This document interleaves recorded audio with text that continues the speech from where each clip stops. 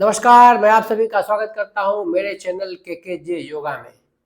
साधकों, दुख, चिंता, भय, क्रोध, डिप्रेशन, एंजाइटी, ये सब रोग हैं। किसके रोग हैं? ये सब मन के रोग हैं। मन यानी माइंड के रोग हैं। लेकिन जब ये रोग हमारे मन को सताते हैं तो इसका हमारे शरीर पे दुष्प्रभाव दिखता है। तो हमको लगता है कि हम बीमार हो गए हैं, हमको डिप्रेशन है, टेंशन है, भय लगता है। तो डिप्रेशन कोई ऐसी बीमारी तो है नहीं कि शरीर में कि यहाँ पे है, इसको काट के निकाल दो, ऑपरेशन कर दो, ठीक हो जाएगा, दवा दो ठीक हो जाएगा। डिप्रेशन बीमारी मन की है।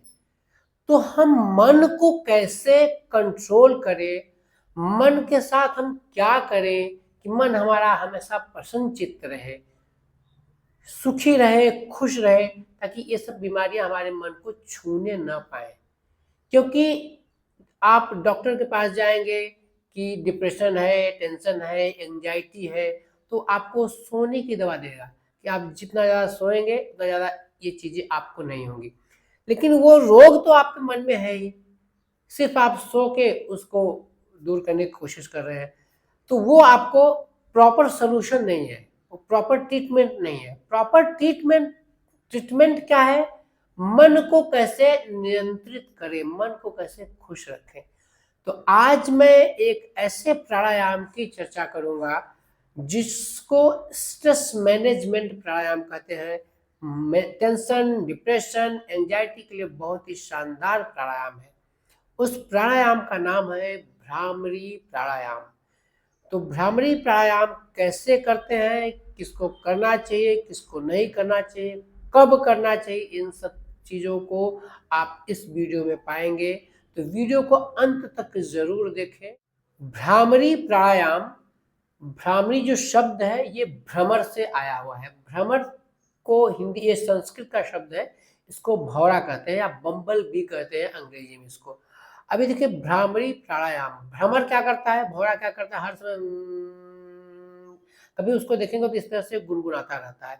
इसके पीछे एक कहानी ये है कि भौरा जो है वो हर समय अपनी मस्ती में करता चला जाता है, हर समय ये करता है और दिन भर करते करते वो कमल के फूल पे बैठ जाता है और उसका रस चूसता रहता है। तो उसको इस चीज का फिक्र नहीं रहता है वो क्या कर रहा है, सिर्फ वो रस चूसता रहता है।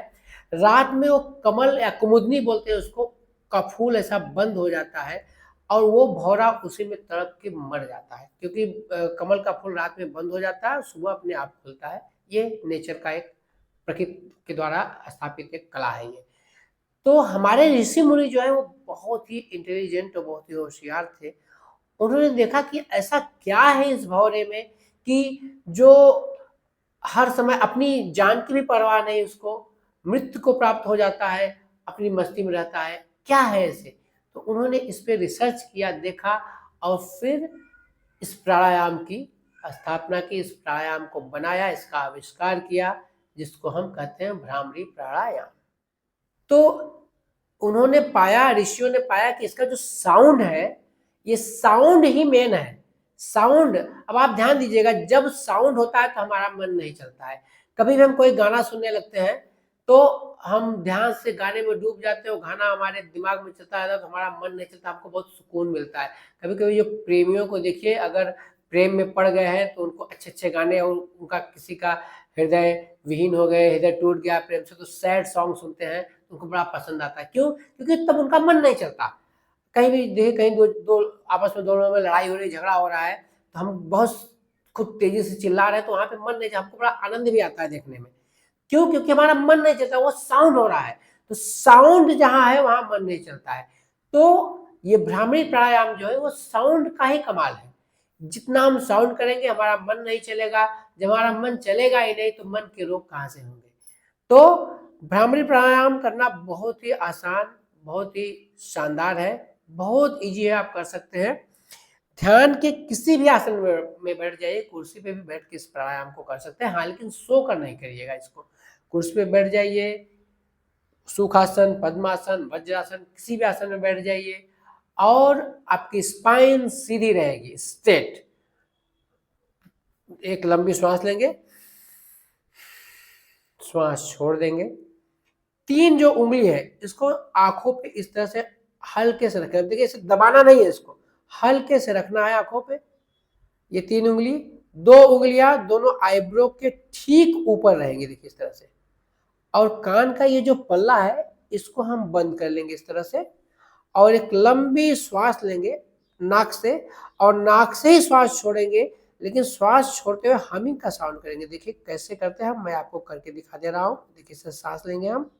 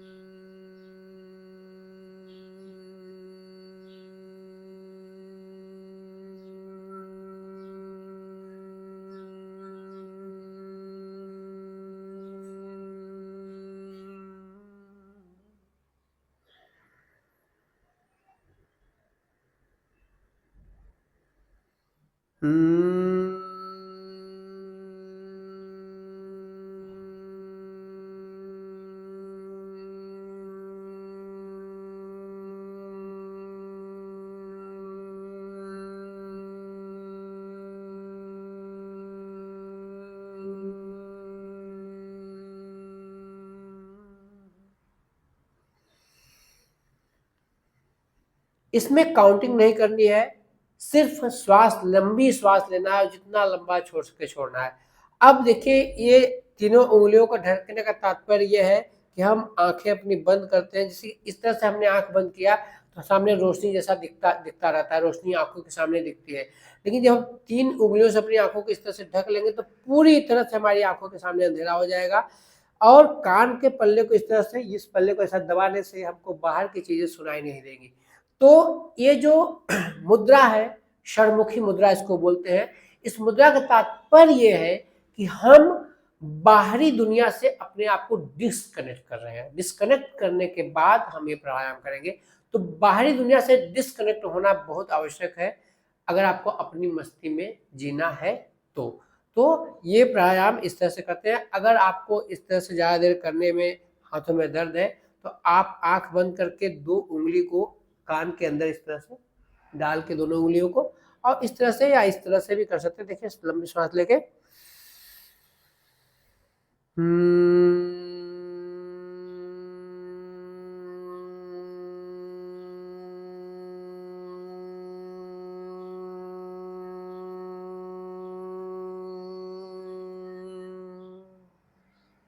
ऐसे भी कर सकते हैं इसको।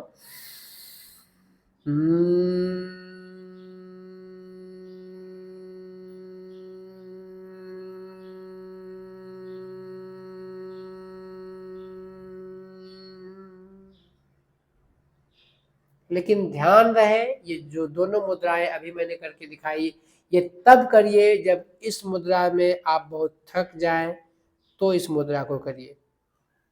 अब इस प्राणायाम को करना कितना है इस बारे में चर्चा करें। तो आप 6 बार से शुरू करके इसको धीरे धीरे 21 बार तक लेके जाइए। अगर और ज़्यादा जा सकते हैं 51 टाइम्स तो बहुत अच्छी बात है, लेकिन कम से कम 21 बार रोज इस प्राणायाम को करिए। दुख, चिंता, डिप्रेशन, टेंशन, एंजाइटी, ये सारे रोग दूर हो जाएंगे। श्वास के रोग दूर हो जाएंगे, मन प्रफुल्लित रहेगा। और हाँ, जिनको कान की तकलीफ है, कान में संक्रमण है, वो इस प्राणायाम को न करें। तो भ्रामरी प्राणायाम करिए, स्वस्थ रहिए, सुखी रहिए। मिलते हैं अपने अगली वीडियो में। नमस्कार।